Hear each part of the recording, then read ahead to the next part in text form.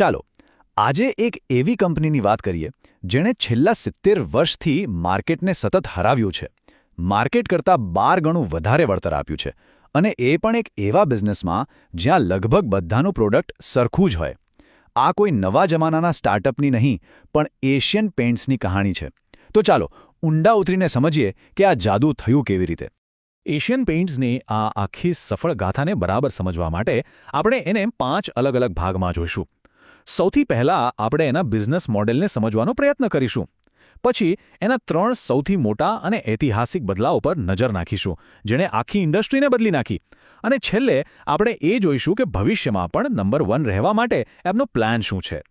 તો સૌથી મોટો સવાલ એ જ છે, ભાઈ પેઇન્ટ તો પેઇન્ટ હોય છે બરાબર, એક એવા ઉદ્યોગમાં જ્યાં પ્રોડક્ટમાં બહુ મોટો ફરક ન હોય, ત્યાં કોઈ એક કંપની સતત મતલબ કે 70 વર્ષ સુધી ટોચ પર કેવી રીતે રહી શકે? એશિયન પેઇન્ટ્સનો આ સિક્રેટ સોસ છે શું? જરા આ આંકડા પર ધ્યાન આપજો. ધારો કે વર્ષ 2000માં સેન્સેક્સમાં ₹1 રોક્યો હોત, તો 2020 સુધીમાં એ ₹12 બન્યા હોત. ખરાબ નથી, પણ જો એ જ ₹1 એશિયન પેઇન્ટ્સમાં રોક્યો હોત, તો એ બની ગયા હોત પૂરા ₹150. આ માર્કેટને બીટ કરવાની વાત નથી, આ તો માર્કેટને ધૂળ ચટાડવાની વાત છે. આટલી મોટી સફળતાનો પાયો છેક 1950 અને 60ના દાયકામાં નાખવામાં આવ્યો હતો. એમની પહેલી ચાલ એટલી ક્રાંતિકારી હતી કે એણે પેઇન્ટ ઇન્ડસ્ટ્રીમાં સપ્લાયના બધા જૂના નિયમોને ઉથલાવી દીધા. જુઓ, એ જમાનામાં પેઇન્ટ ફેક્ટરીમાંથી નીકળીને દુકાન સુધી પહોંચવામાં બહુ લાંબી સફર કાપતો હતો. પહેલા ઉત્પાદક, પછી હોલસેલર, પછી ડિસ્ટ્રીબ્યુટર અને છેલ્લે ડીલર પાસે માલ પહોંચતો. આ દરેક સ્ટેપ પર માલ મોંઘો થતો અને સમય પણ બગડતો. ટૂંકમાં આ એક ખૂબ જ ધીમી અને બિનકાર્યક્ષમ સિસ્ટમ હતી. એશિયન પેઇન્ટ્સે આખી ચેનને જ તોડી નાખી. એમને કહ્યું, કોઈ વચેટિયા નહીં. એમણે આ બધા હોલસેલર અને ડિસ્ટ્રીબ્યુટરને હટાવી દીધા અને સીધો જ સંબંધ બનાવ્યો 70,000થી પણ વધારે ડીલરો સાથે. આ એક જ પગલાંથી એમને માર્કેટની દરેક હલચલ પર સીધી નજર રાખવાનો મોકો મળી ગયો. પણ સીધા ડીલર સુધી પહોંચવું એ તો અડધી જ લડાઈ હતી. અસલી પડકાર તો એ હતો કે આ ડીલરોને નફો કેવી રીતે કરાવી શકાય. અને આ જ વાત આપણને એમના બીજા મોટા ડિસરપ્શન તરફ લઈ જાય છે, ટેકનોલોજીનો ઉપયોગ કરીને નફો બનાવવાની કળા. પેઇન્ટ ડીલરના ધંધાનું ગણિત બહુ સીધું છે. એમને માર્જિન બહુ ઓછું મળે છે, ખાલી 3થી 5%. એટલે નફો કમાવાનો એક જ રસ્તો છે, માલ ફટાફટ વેચાવો જોઈએ. જો પેઇન્ટનો ડબ્બો દુકાનમાં લાંબો સમય પડ્યો રહ્યો તો ડીલરને નુકસાન જાય. આને જ ઇન્વેન્ટરી ટર્ન કહેવાય છે, અને આ જ આખા ધંધાનો આધાર છે. આ જ સમસ્યાને ઉકેલવા માટે એશિયન પેઇન્ટ્સે ટેકનોલોજીનો જોરદાર ઉપયોગ કર્યો. એમના સુપર કમ્પ્યુટર્સ એટલી સચોટ રીતે આગાહી કરે છે કે કયો રંગ, ક્યારે અને કેટલો વેચાશે કે ડીલરને ક્યારે વધારે માલ રાખવો જ નથી પડતો. પરિણામ, માલ દુકાનમાં આવે અને તરત જ વેચાઈ જાય, અને દિવસમાં 3થી 4 વખત નવો માલ પહોંચી જાય છે. આ સિસ્ટમ જબરદસ્ત કાર્યક્ષમ છે.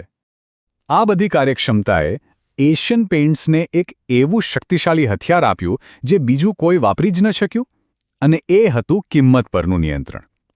આ જ આપણને એમની ત્રીજી અને કદાચ સૌથી ખતરનાક વ્યૂહરચના તરફ લઈ જાય છે, જેણે સ્પર્ધકોને ખરેખર મુશ્કેલીમાં મૂકી દીધા. એવા સમયે જ્યારે બધી વસ્તુઓ મોંઘી થઈ રહી હતી, એશિયન પેઇન્ટ્સે જાણી જોઈને પોતાની કિંમતો લગભગ વધારી જ નહીં. છેલ્લા 20 વર્ષમાં એમણે વર્ષે 3%થી પણ ઓછો ભાવ વધાર્યો. આ એક એવી ચાલ હતી જેની સામે બીજી કોઈ કંપની ટકી જ ન શકે, કારણ કે એમનામાં એશિયન પેઇન્ટ્સ જેવી કાર્યક્ષમતા જ નહોતી. છેલ્લા 20 વર્ષમાં એક બહુ જ રસપ્રદ બદલાવ આવ્યો છે. એક તરફ પેઇન્ટની કિંમત તો લગભગ એટલી જ રહી, પણ બીજી તરફ ઘરને રંગવાની મજૂરીનો ખર્ચ દર વર્ષે 8થી 10%ના દરે વધતો ગયો. આને કારણે ગ્રાહક માટે આખું ગણિત જ બદલાઈ ગયું છે. અને આનું પરિણામ શું આવ્યું?